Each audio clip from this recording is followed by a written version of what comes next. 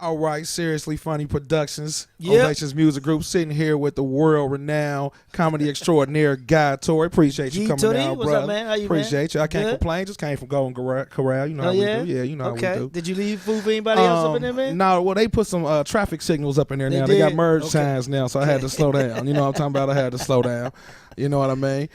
Just wanted to grab your ear about a couple of things, man. Okay. Appreciate you coming to lay down some tracks here in Cincinnati, just leaving some Natty, imprints the in naughty the natty, thing. baby. Doing their thing down here at the world-renowned Funny Bone, Newport Yes. on the Levee. Appreciate y'all. Yes. So Yes. give me some history, man. I mean, what made you get started in comedy? How did you know you could make a living telling jokes, brother? Tell me how you feel. Funny thing about it is, man, what inspired me was Def Comedy Jam, to be totally honest. Okay, I mean, okay. that was, a lot of comedians to say Richard Pryor and Eddie Murphy and Right, Bill Cosby right. and those guys, but it was Def Jam for me. And then once I got into the game, then I started studying Pryor and Murphy and Cosby Right. and the greats. But it was Def Comedy Jam for sure, man. My brother was on the first season of Def Jam, Right. and then went on to host the show. But after that first season, I got hooked. I got bit, man. And Right.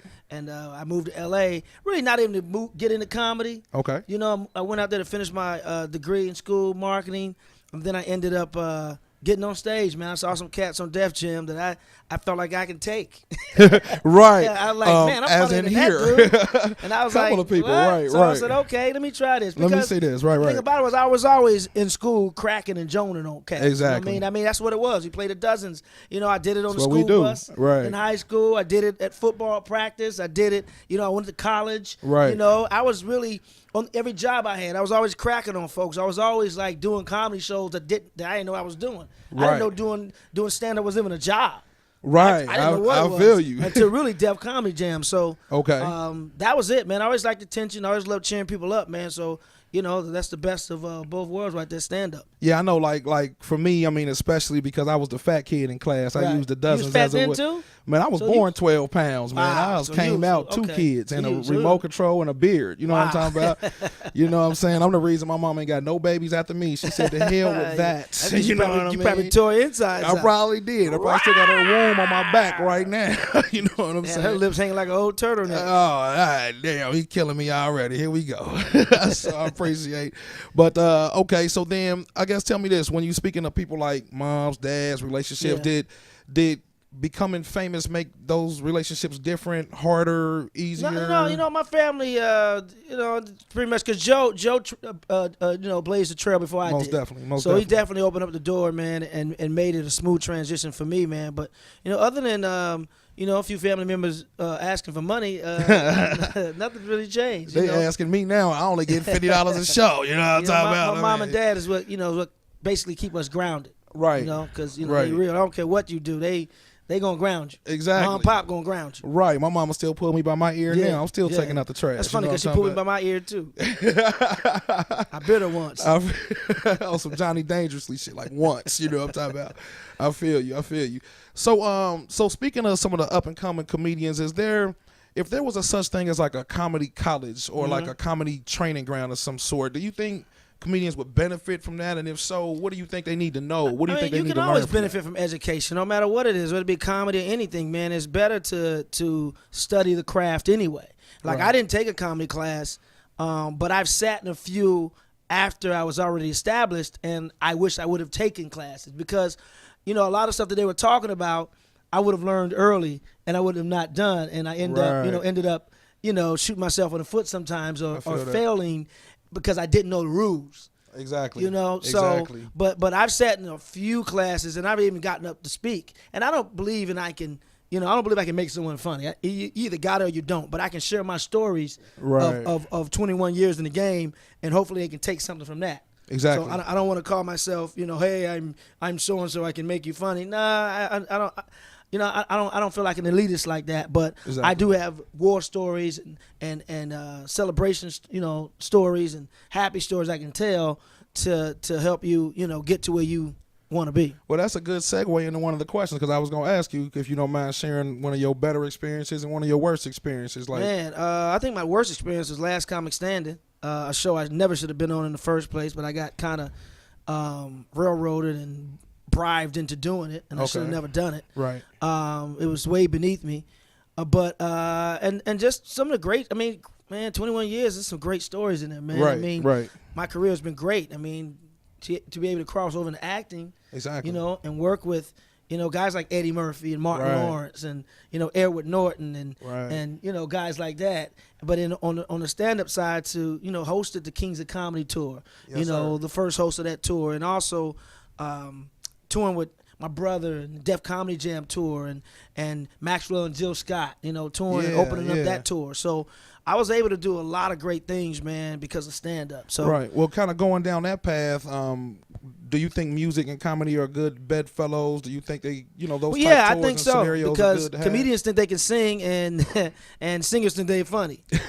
So Yeah. no, it's all entertainment, man, and, Right. and I respect both, you know, both arts. Okay. I respect you know, lyricists and musicians to the fullest, man, and what they do, and they have a mutual respect for what we do as well. Right, right.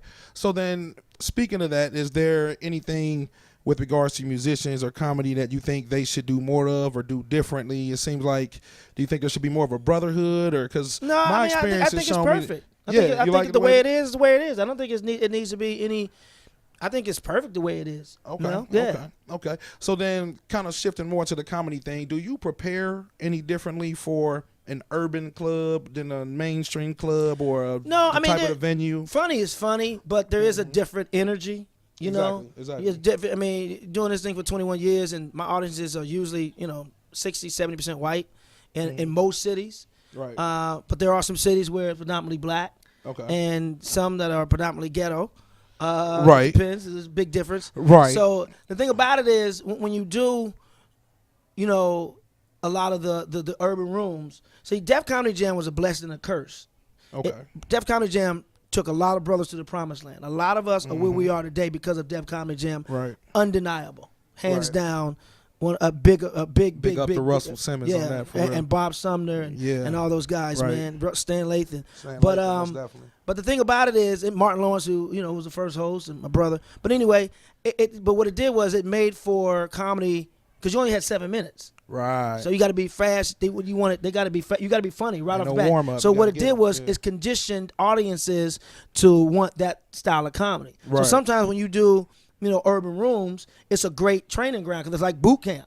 Okay. It's like they want to hear the hits. Right. Forget the B-side, interludes. They want to hear, bring your Right. top 10 and go at it. Whereas clubs that are that's not predominantly black, you can relax a little and play and have fun. You know what I Okay. mean? I mean, you Okay. can have fun in the urban rooms as well. That's why I love doing both. When I felt like I need to tighten my jokes up and take the fat off, I know to go do an urban room because you got to bring it. They gonna tell you, and right, They're gonna right. yeah. They gonna keep it They're not real gonna with laugh if you ain't funny. Exactly. And when Exactly. you do, you know, mainstream rooms, white rooms or whatever, Right. they're a little bit more patient and a Right. little bit more, you know, gratuitous. Like, he might you be know. violent. Let's Right. be nice to him. No, it's just Right. that they're, you know, it's just that they're polite. They're polite. Yeah. Right. Yeah, So it's then- like a white person to tell you, you know, break a leg, have a good show. Right, Your brother right, be like, right. you better be funny, mother. Right. And I only paid $3 to get in. You know what I'm Yeah. talking about? Right. Some of them So- get in free and You still know say what I'm that. talking about? Be complaining.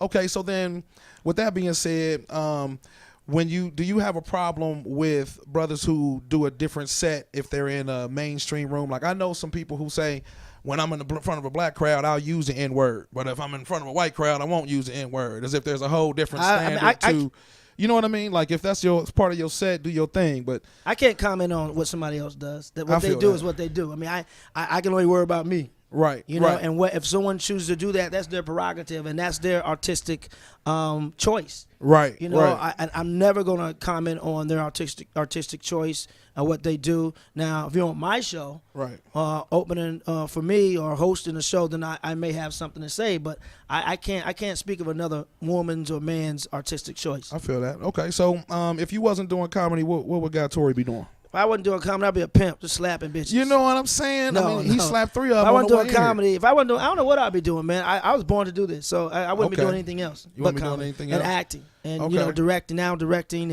and writing. So that's Okay, it. and so with that being said, tell me the story about how you got on American History X, man. That was classic right That's there. a long good. story. That's That's a long story. well, But I'll say give me the is cliff notes of it. they came to see. I did a comedy night in L.A. called Fat Tuesdays, where I'm actually shooting a documentary about Okay. my comedy night.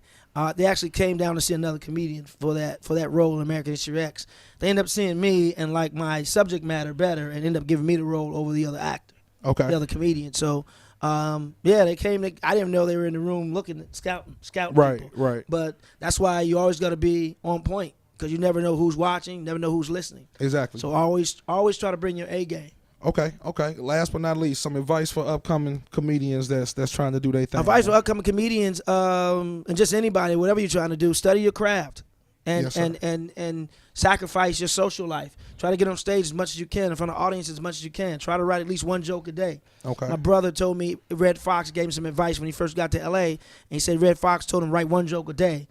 At 365 days, you'll never run out of material. So just grind. Read books on stand up. I read books all the time. Study, don't steal. Study, don't steal. Study, don't steal. Study, don't steal. And try to be original as possible. Try to Right. find your it. Try to find out what it is that makes you different from everybody else.